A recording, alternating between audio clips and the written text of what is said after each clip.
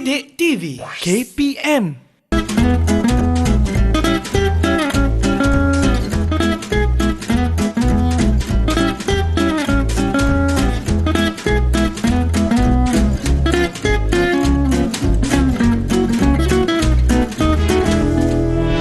Hai, Assalamualaikum warahmatullahi wabarakatuh dan salam sejahtera diucapkan kepada seluruh penonton Didik TV KPM. Anda bersama saya, Aiman Sufian Azman pada hari ini dalam slot pentaksiran sumatif. Apa khabar murid-murid sekalian? Harap semua dalam keadaan sihat-sihat, dalam keadaan ceria-ceria je pada hari ini. Tapi siapakah guru yang akan bersama dengan kita pada hari ini?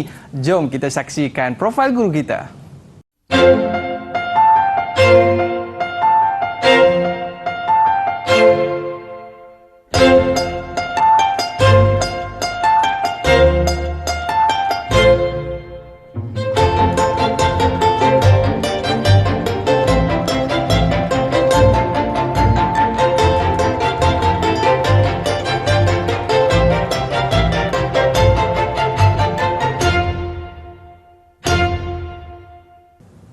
Baiklah, kita bawakan kepada anda penolong pengarah Sektor Pembinaan Instrumen Teknikal dan Vokasional Lembaga Peperiksaan KPM iaitu Puan Wan Nur Hanim Abdul Aziz. Apa khabar Puan Hanim? Waalaikumsalam, sihat Alhamdulillah. Aiman, macam mana sihat hari ini? Saya pun sihat juga Puan. Alhamdulillah. Terima kasih Puan kerana Bolehlah bersama dengan kita pada hari ini. Ya, boleh kita berkongsi apa yang ingin saya sampaikan pada hari ini dengan Baik, Aiman. terima kasih. Dan juga bersama dengan kita pada hari ini Cikgu Suhaili Abdul Ghani daripada SK Pendidikan Khas Jalan Batu Kuala Lumpur. Apa khabar Cikgu? Baiklah, terima kasih Cikgu kerana bersama dengan kita pada hari ini. Dan kita bertanya kepada Puan Hanim, apakah topik kita pada hari ini? Mungkin boleh kongsikan. Okey, Aiman, pada hari ini cikgu akan berkongsi dengan Aiman dan rakan penonton-penonton sekalian berkaitan pentaksiran sumatif menengah rendah, format pentaksiran instrumen menengah rendah, ujian akhir sesi akademik tingkatan 1, 2 dan 3 bagi subjek asas sains komputer, reka bentuk dan teknologi. Jadi kepada penonton-penonton, murid-murid sekalian, anda semua dah bersedia? Yes, kalau dah bersedia, jom kita bersama dengan Puan Hanim. Dipersilakan. Okey, Aiman, sebelum saya menerangkan dengan lebih lanjut berkaitan dengan format ni, saya nak tanya dahulu Aiman.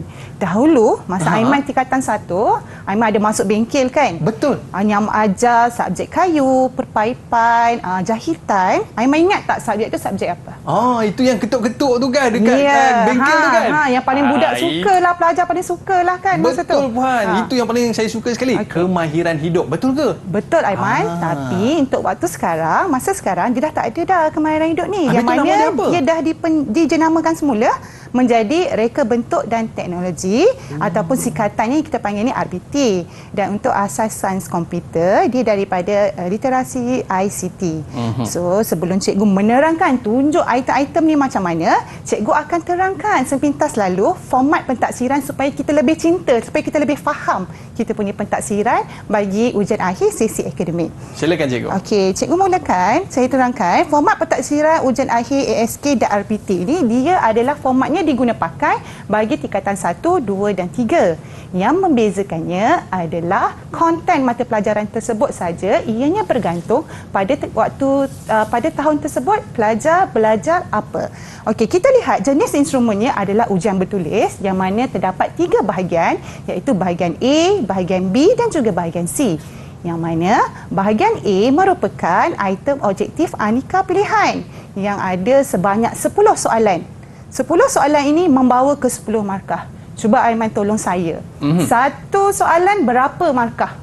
Kalau 10 markah, ada 10 soalan. So satu soalan mewakili 1 markah. Betul ke Puan? Hebat. Ini dia pentaksiran formatif dah berlaku. Aiman faham itu. Okey, alright. Sekarang kita tengok pula. Bahagian B, jenis itemnya adalah objektif pelbagai bentuk. Dia ada sebanyak 10 soalan yang membawa kepada 40 markah.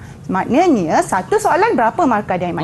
Kalau macam tu satu soalan mewakili 4 markah. Bijak. Okey, kita teruskan lagi. Kalau bahagian C pula. Bahagian C ni dia lebih sukar sedikit sebab item dia yang sebelum bahagian A, bahagian B ni soalan adalah berbentuk objektif. Tetapi pada bahagian C, jenis itemnya adalah item subjektif. Yang mana bilangan itemnya hanya 2 sahaja tetapi jumlah markah dia besar sikit. 20 markah. Ini bermakna Satu soalan mewakili 10 markah. Wow. Lagi bijak. Senang hati cikgu kalau dapat pelajar macam Aiman ni. Okey, maknanya total markah yang kita ada adalah 70 markah. Dan pelajar diberikan tempoh menjawabnya selama 1 jam 30 minit untuk menjawab soalan ini. Jadi kita nak tengok lagi apa lagi gambaran tentang pentaksiran sumatif menengah rendah. Jadi para penonton, murid-murid jangan ke mana-mana, kembali selepas ini Didik TV KPM.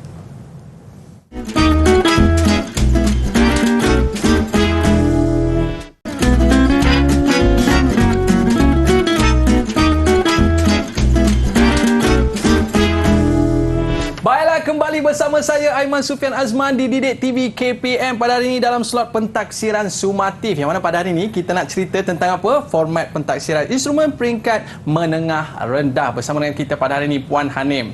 Untuk segmen kali ini, apakah yang Puan Hanim akan kongsikan? Silakan. Okey Aiman, untuk segmen seterusnya saya akan berkongsi dengan Aiman dan penonton sekalian berkaitan dengan contoh item bahagian A, yang mana contoh item pada bahagian A ni dia merupakan item objektif aneka pilihan.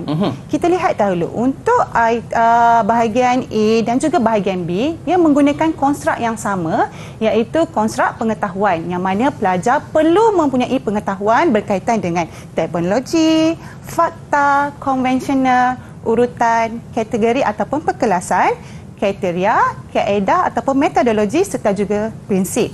Di sini saya sertakan kata kunci untuk kita mengenal pasti terminologi pengetahuan yang perlu dikuasai.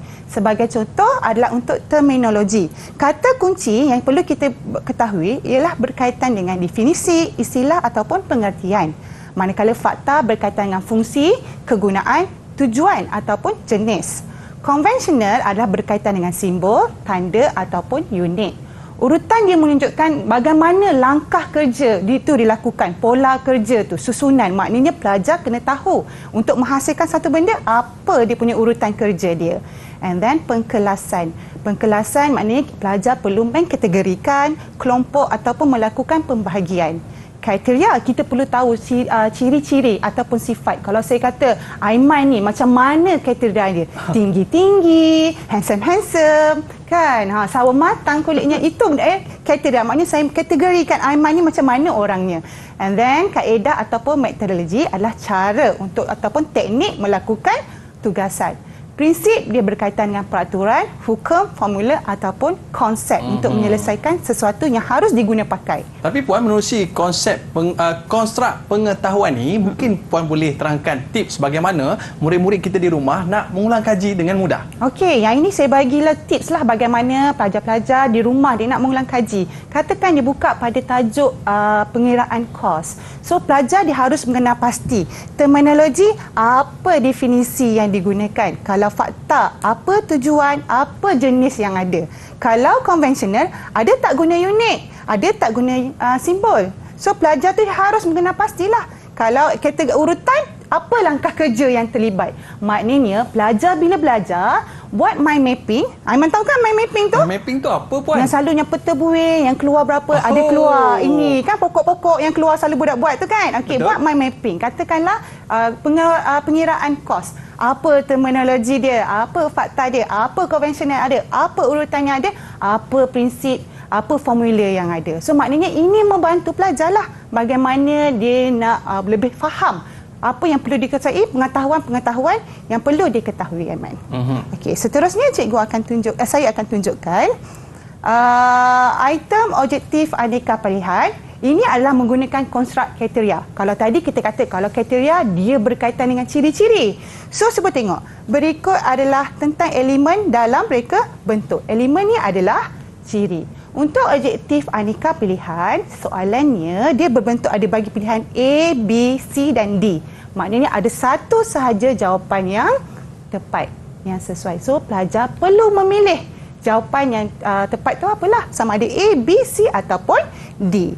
Okey, kemudian kita tengok kalau fakta dia tidak semestinya dia hanya perlu tahu satu. Yang ini kita panggil juga masih lagi aneka pilihan, tetapi dia terdapat kita bagi dia antara berikut yang manakah jenis ukuran yang digunakan untuk membeza dan mengukur saiz kualiti imej digital.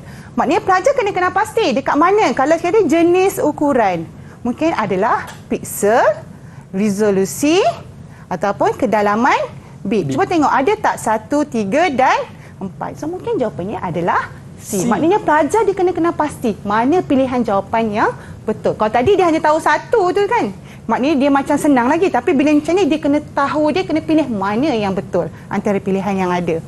Kemudian ini adalah konvensional. Ini tadi cikgu dah cakap, saya dah cakap dah. Konvensional ni ianya berkaitan dengan simbol. Ini adalah simbol dalam carta alih. So pelajar kena tahu kalau yang ini dia adalah berkaitan dengan apa? Maknanya untuk terminal mula dan tamat. That's why tadi kita kata kita maknanya bila kita belajar tu kita cuba kenal pasti apa yang perlu kita kuasai. Seterusnya saya akan bawakan kepada contoh item bahagian B. Item bahagian B ni sama juga, masih lagi menggunakan konstruk yang sama macam bahagian A tadi, konstruk pengetahuan. Cuma bahagian B ini dia menggunakan item objektif pelbagai bentuk OPB. Kalau selalu cakap orang selalu kenal item objektif ni yang MCQ tu A, B, C dan D. Betul. Sebenarnya dia ada pelbagai bentuk. Ini dikatakan item objektif pelbagai bentuk. Yang mana kita ada padanan, benar palsu, isi tempat kosong, pernyataan betul dan salah. Yang ini dia memilih respon. Yang ini pelajar perlu menyatakan respon. Okey, kita tengok apa beza dia. Ini adalah contoh padanan. Kita berikan jawapan-jawapan yang ada, pilihan jawapan. Berikut adalah kaedah membuat model awal. L tuangan panas, M tuangan sejuk, N pen 3D, O pen 2D. Maknanya pelajar perlu padankan pilihan jawapan yang kita ada dengan bahan yang bersesuaian. Yang ini adalah urutan. Maknanya pelajar dia perlu tahu yang mana datang dahulu. Untuk buat urutan ni sebab dia kata dia langkah kerja kan. Contohnya kita dah bagi dah. Langkah pertama adalah menghasilkan lakaran reka letak. So pelajar dia kena kenal pasti. Langkah kedua apa? So dipadankan sahaja. Langkah ketiga yang mana? Dan dia akan terus padankan benda itu sehinggalah selesai sehingga ke langkah D. Menetapkan cara lipatan. Kemudian kita tengok kepada konstruk pengkelasan. Okay, yang ini pilihan yang ada. Pelajar pun dia kena padanankan, dia memilihkan. Dia letak mana sistem komponen yang ini. Komponen sistem fatigasi komersial, mana komponen keperluan asas. Pelajar hanya perlu padankan. Yang ini adalah soalan untuk pengkelasan.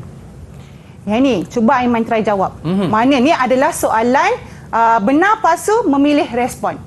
So cuba try jawab mana yang betul ni. Okey, tandakan right pada 3 produk reka bentuk aksesori yang betul pada petak yang disediakan. Nombor 1 cikgu saya nampak. Cikgu mesti bawa handbag cikgu kan? Okey. Baik, dan seterusnya untuk lelaki dia pakai cap dan juga kasut. Saya rasa 3 ni adalah aksesori. Aksesori. So tadi bag, cap dan juga kasut. Betul Aiman, pandai. Senang hati kalau cikgu-cikgu dapat student macam Aiman ni. Terima kasih cikgu. Alright, kemudian ini adalah penyataan betul salah. Maknanya pelajar kena kenal pasti penyataan ni betul ataupun salah. So, bacalah betul-betul. Mungkin ada yang penyataan yang kita berikan ni adalah tidak benar. So yang mana yang betul tandakan right, mana yang salah pelajar akan tandakan pangkah. Okey, kemudian yang ini. Yang tadi, kalau Aiman perasan, yang ini pelajar memilih respon. Kan dia write, dia padankan.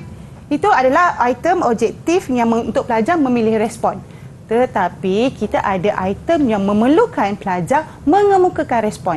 Yang ini dia mungkin agak sukarlah sikit. Maknanya pelajar dia kena tahu dan memberikan jawapan. Okey. Yang ini adalah item objektif bergrade. Maknanya dia perlu tahu apakah dia akan dapat markah dia bergrade lah dia bagi. First kali kalau macam ni dia suruh kirakan berapakah kos pengeluaran. So maknanya pelajar perlu tahu kos bahan tambah kos upah tambah kos sampingan berapa. So kalau dia letak ni dia dapat 1 markah grade yang pertama. Dia letak bagi jawapan grade yang kedua dan dia letak lagi 1 jawapan lagi grade yang 3. That's why kita berkatakan sebagai item objektif bergrade yang perlu memulakan respon. Kemudian ini dia tidak semestinya kita hanya menggunakan dia memilih respon atau mengemukakan. Kita juga boleh meminta pelajar dua-dua. Yang pertama ni dia padanan. Tapi pelajar dia memilih respon. Dia padankan saja mana yang betul. Dan yang ni dia nak pelajar kemukakan respon. So item tu boleh berlaku sama ada pelajar perlu mengemukakan respon ataupun pelajar perlu memilih respon. Dia tidak semestinya berlaku satu sahaja sama ada salah satu daripada berikutnya. Baik, jadi kita nak berehat seketika, cikgu. Okey. Baik, para penonton jangan ke mana-mana, kembali selepas ini Didik TV KPM.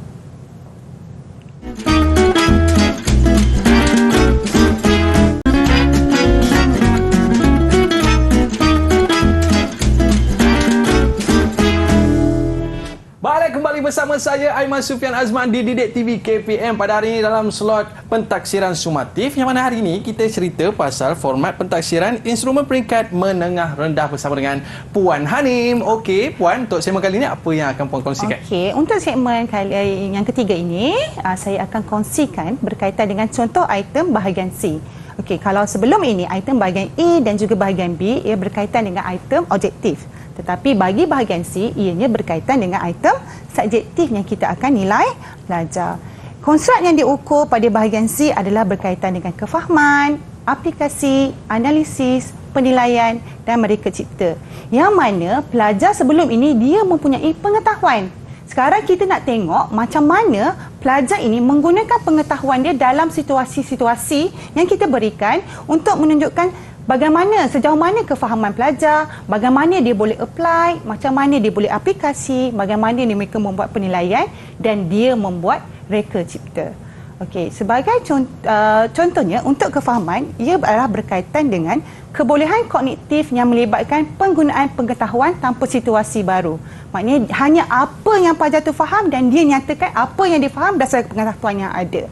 Tapi aplikasi, pelajar akan menggunakan pengetahuan, bahan, idea ataupun strategi dalam satu situasi yang baru. Contohnya pelajar di bengkel, dia belajar bagaimana nak tukar tayar. Tetapi bila di situasi yang baru, tiba-tiba rosak di tengah jalan. Alamak. Apa yang dia kena buat? Itu yang kita katakan aplikasi pada situasi baru. Kemudian analisis. Analisis ni dia akan mengasingkan komponen-komponen maklumat yang kita berikan untuk dia menyelesaikan soalan tersebut.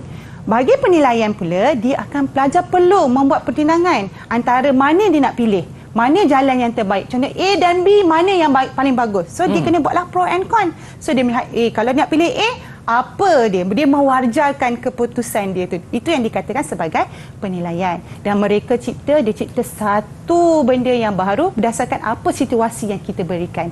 Okey, jadi kita nak tengok ni bahagian C, Puan Ya, betul. Tapi apa beza dengan bahagian A serta bahagian B? Ada beza tak di antara ketiga-tiga bahagian? Alright. Kalau bahagian C ini, kita boleh menilai sejauh mana kedalaman pengetahuan dan kemahiran pelajar. Jawapan yang diberikan juga dia adalah pelbagai. Dia tidak semestinya jawapan satu je. Macam objektif tadi satu je betul.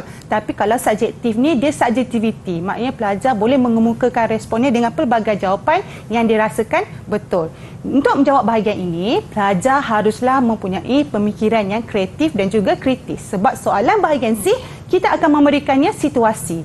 Pelajar akan menyelesaikan masalah berdasarkan situasi yang kita berikan, Aiman. Okay. Baik, boleh kita teruskan? Mungkin ada contoh soalan ke, Puan? Tak apa, kita teruskan. Lepas ni saya nak nilai taksir Aiman. Apa yang Aiman faham pada soalan saya. Okey, kita cuba dulu. Okey, kita tengok dulu item subjektif berstruktur. Alright. Yang ini adalah stimulus. Maknanya pelajar dia perlu menjawabkan soalan ini berdasarkan stimulus yang diberikan. Sebagai contoh, Rajah 5 menunjukkan senarai makanan dan menunjukkan bekas makanan yang akan digunakan untuk meletakkan makanan bekal. Okey. So, soalan yang ditanya, nyatakan 3 masalah yang akan dihadapi kalau makanan ini diletakkan dalam Tupperware ni. Apa yang masalahnya Aiman kan rasa? Saya rasalah, Puan, kalau makanan tu dicampur tiga-tiga dalam bekas, saya rasa senang nak basi ni. Senang nak basi kan? Sebab kita tengok sebab dia ada nasi putih, ada sup sayur, ada ayam goreng. Sedap pula. So kan, kena pula sekarang macam lapar. Kan? Okey, so maknanya dia bersenang nak basi. Betul tak, Aiman? Lagi? Ada lagi tak rasanya? Saya rasa nanti nasi akan jadi kembang nanti. Kan? Sebab ada sayur kat situ. Dia dah tak segar. Mungkin boleh jadi keracunan juga. Sebab dah tak segar kan, bila kita makan benda tak segar, dia akan menimbulkan masalah. Okey, yang ini dia adalah soalan A. Dia membawa kepada 3 markah. Maknanya 1 betul, 1 markah. Tapi kita tengok pada yang soalan B. Kita sambung. Dia mempunyai berkaitan dengan bahagian A tadi. Bahagian A tadi, Okey, dia terangkan 3 cara untuk menyelesaikan masalah di 2A dengan menggunakan prinsip inventif bagi kaedah pemisah ruang. So, maknanya dengan menggunakan apa yang pelajar tu tahu tadi, dia akan menjawab pada bahagian soalan B. Berkait. Okey. And then kita tengok pula C. C pun dia berkait lagi. Nyatakan makanan yang sesuai diletakkan. Maknanya A, soalan B, soalan C, dia berkait dengan stimulus yang kita berikan tadi. Okey, seterusnya ini adalah soalan untuk ASK. Okey, soalan ASK ni dia jadual 1 ialah senarai nombor bulat yang tidak mengikut urutan. So, jadi soalan ni dia tanya, bagaimana nyatakan jenis search yang paling sesuai bagi nombor 15 dan nyatakan alasan anda. Maknanya pelajar perlu tahu search apa yang paling sesuai diguna dan dia harus kemukakan alasan. Itulah kita namakan dia sebagai kefahaman. And then soalan B, tuliskan prosedur kod bagi search yang dinyatakan di 1A. So pelajar dia memberikan jawapan dan dia akan menyatakan bagaimana nak hasilkan satu kod bagi search yang dinyatakan di 1A. Kemudian kita tengok pula, ini adalah item subjektif berstruktur. Ini berkaitan dengan penilaian. Ini yang tadi saya kata, dia kena buat pro and con. Okay, macam ni, Rajah 10A menunjukkan cermin muka yang dipasang dengan 6 biji mentol. Rajah 10B menunjukkan lita yang dicadangkan bagi pendawaian mentol itu. Jika kita lihat dalam soalan ni, kita beri 2 jenis lita, iaitu lita siri dan lita selari. Dalam soalan, meminta pelajar untuk membuat perbandingan antara kedua-dua lita, tentukan lita mana yang paling sesuai untuk dibuat pendawaian mentol. So maknanya kita bantu pelajar dekat sini dengan pelajar menyatakan apa kelebihan, membuat perbandinganlah antara lita siri dan lita selari, sama ada menyatakan dia punya kelebihan ataupun dia punya kelemahan. Kemudian baru pelajar boleh membuat penilaian mana lita yang sesuai. Dan pelajar akan nyatakan di sini lita yang sesuai. Maknanya kalau 7 markah, kita tak nak 3 kan? So saat ni 1 markah, 1 markah, 1 markah, dah 3. Lita selari pun 1, 1, 1 pun 3. And then pelajar nyatakan lita yang sesuai 1 markah. So dekat situ dia jadinya 7 markah. And then pada satu soalan tu ada banyak markah ya. Dia macam tak adalah jatuhnya kita letakkan 10 markah, satu soalan tu 10 markah tu rasa macam susah untuk pelajar jawab. So item berstruktur ni dia memandukan pelajar bagaimana nak menjawab soalan tersebut. Okey, kemudian tadi kita tanya lita selari ni, maknanya pelajar kena pilih mana satu lita yang okey. Kemudian di sini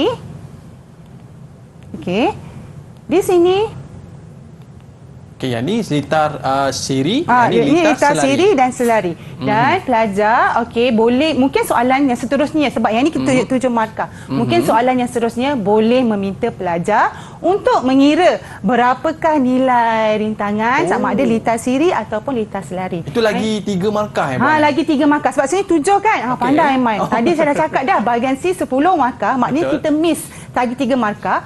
Mungkin soalan yang pada bahagian C akan bertanyakan bagaimana berapa jumlah rintangan bagi lita.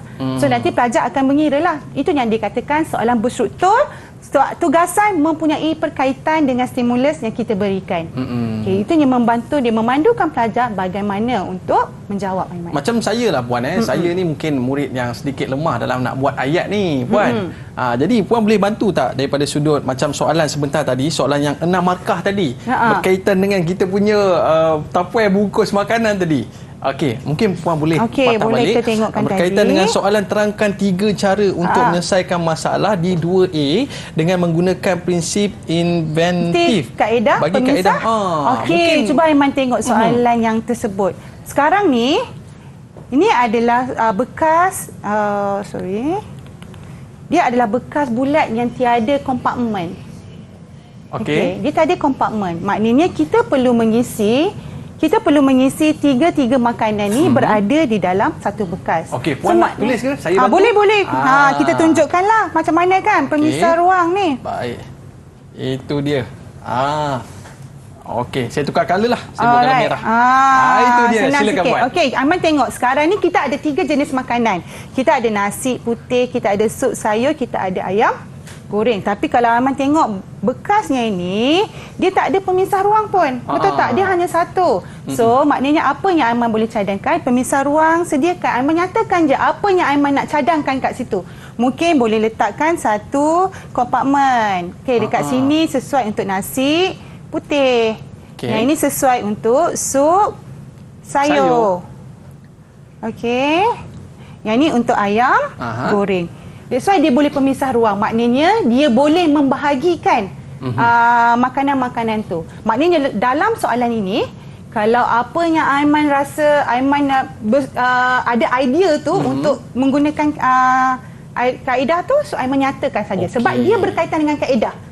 Sekarang ni tadi kan kita cakap kalau pengetahuan, dia ada pengetahuan. Dia menggunakan pengetahuan tu untuk menyelesaikan dalam satu situasi yang baru. Maknanya dia menggunakan pengetahuan yang dia ada tu. Pengetahuan yang dia ada tu. Ya, betul. Maknanya ini ya. lebih kepada idea murid-murid tu Ya, itu yang kata perlu baik. kemahiran kreatif dan kritis. Baik, terima kasih Puan. Mungkin ada sedikit kesimpulan dalam perbincangan kita pada hari ini sikit. Okey, kesimpulannya untuk subjek reka bentuk dan juga ISK, ianya menggunakan satu format yang sama, yang mana ianya menggunakan item bertulis, soalan instrumen bertulis yang mengandungi 3 bahagian, iaitu bahagian A, bahagian B dan juga bahagian C.